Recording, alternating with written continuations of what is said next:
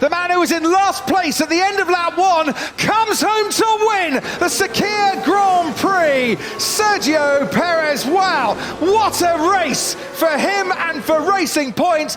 Because Sebastian Vettel has stopped by the side of the track. It was just 2 years ago that Aston Martin found themselves at the top of the Formula One world, having just barely lost third place in the Constructors' Championship to McLaren in 2020. And with the 2021 regulations maintaining the same cars from the 2020 season, many expected that Aston Martin would be able to maintain their pace and find more of it, and finally have a bigger fight for the top 3 constructors. But how has a team with so much potential thrown it all away?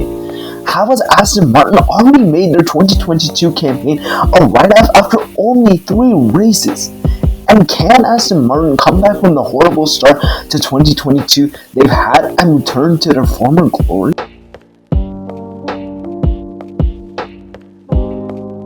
Back in 2018, Aston Martin didn't even find itself being a shadow of what it is now, either by its livery, its drivers, or even by its own name.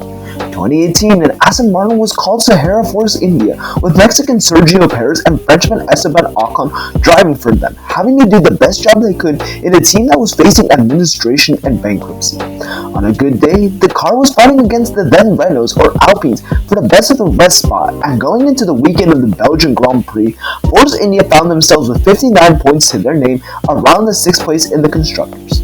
By this weekend, however, the axe finally fell, and the team went bankrupt, and with it, Canadian billionaire Lawrence Stroll bought out the team, creating a new entry for seasons to come, Force India Racing Point, and starting a new era for the team. At the start, Force India's buyout wasn't bad at all. With the worries of bankruptcy finally gone, the newly Silverstone-based team were able to start focusing on upgrading their car again, and this showed, as in the first 9 races of Racing Point's history, the team earned 52 points, just 7 shy of the first half of the season, and with the total points combined, Force India Racing Point would have found themselves in 5th place, only 11 points abreast of the rest Renault.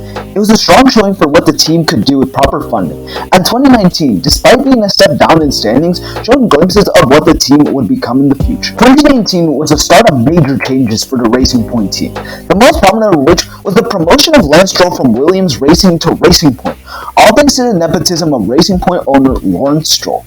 Lance, who wasn't the best of drivers, commonly fighting at the back of the grid with Williams, and in the Racing Point, more of this continued, however less so. Stroll averaged 12th place for the entirety of the season, scoring 21 points across the 21 races, while Sergio Perez scored 52, giving the team 73 points and 7th place in the Constructors. And all of this with a major focus on developing the 2020 car. So all in all, not a bad year for a newly made team, and once again, a step in the right direction for a team that only 1 year ago was facing administration and bankruptcy. 2020 was a year of a lot of change, not only for just Racing Point, but the world as a whole. As we all know, 2020 was the year of the word that YouTube will not let me say unless I want to get demonetized. And with it came a changed calendar for Formula One and controversy in the way of the design of the Racing Point for 2020. From the get-go, Racing Point found themselves in a strong position for 2020, constantly fighting at the front, whether it be in preseason testing or during the regular season, and this is confirmed at the 3rd round of the 2020 season at the Hungarian Grand Prix, where Perez and Stroll locked out the 2nd row of the grid in qualifying. Perez would take a 3rd place in a hectic Grand Prix later on in the season, and a historic 1-3 for the team at Sakir, giving Perez his first ever Formula One win. Without Racing Point's 15-point deduction due to copying Mercedes' 2019 car, Racing Point would have found themselves in 3rd place rather than 4th. But despite this, the team fought back the best they could and utilized their 3rd fastest car. With this blinder of a season, the Formula One world expected the newly rebranded Aston Martin team to be able to push even further ahead in 2020. 2021 was shaping to be one of the most exciting and prosperous seasons for Aston Martin, having one of their strongest lineups in 4-time world champion Sebastian Vettel and now 1-time pole sitter Lance Stroll, a car that was practically unchanged from 2020 due to the lack of regulation changes and even more funding to the team thanks to new sponsor Cognizant. The stage was set for Aston Martin to get their rightful 3rd place in the Constructors or even further.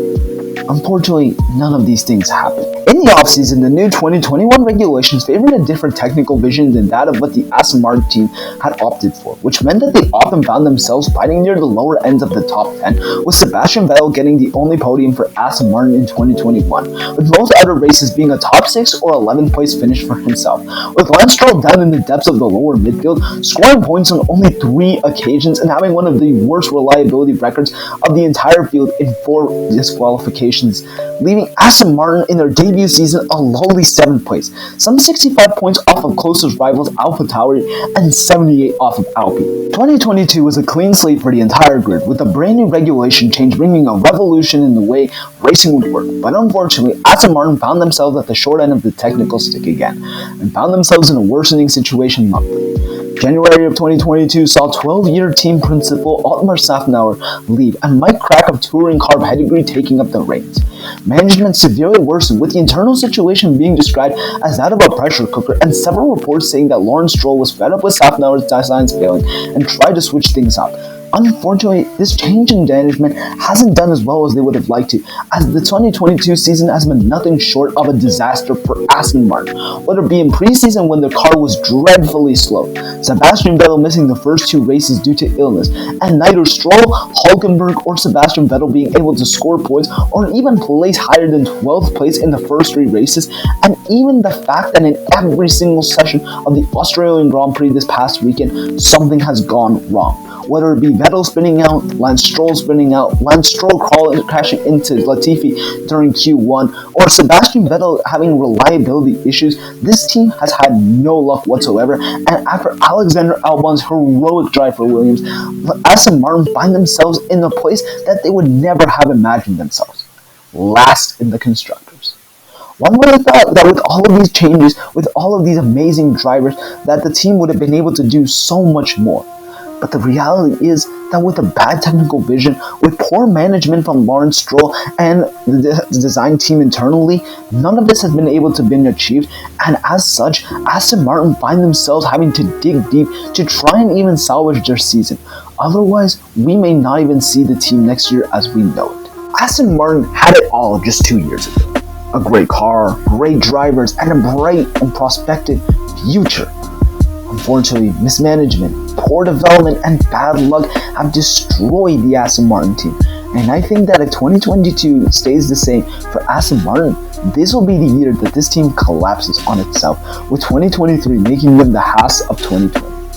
With this will come a changing of the guard, and Sebastian Vettel probably leaving, Lawrence Stroll selling his majority stake in this team, and Lance Stroll finally leaving. May we see the Aston Martin pick up some paid drivers as the way Haas did with Nikita Mazepin? Only time will tell. But that's just my opinion. Let me know what you guys have to say in the comments below. Don't forget to like and subscribe, and I'll catch you guys in the next video. Peace.